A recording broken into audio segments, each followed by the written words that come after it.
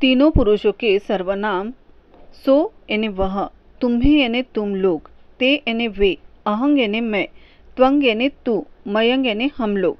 सभी काल में धातु के रूप परस्पर और अत्तनोपद दो प्रकार के होते हैं, किंतु व्यवहार में अत्तनोपद के रूप बहुत कम देखे जाते हैं। परस्पर का ही प्रयोग बहुधा होता है। वर्तमान काल।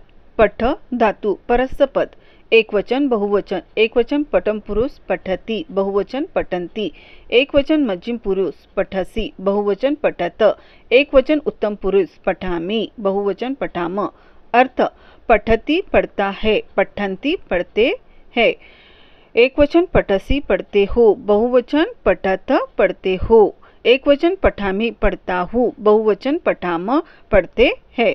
नीचे दिए हुए धातुओं के रूप भी पट धातु के समान ही होंगे। ये धातु भादी गणक के हैं।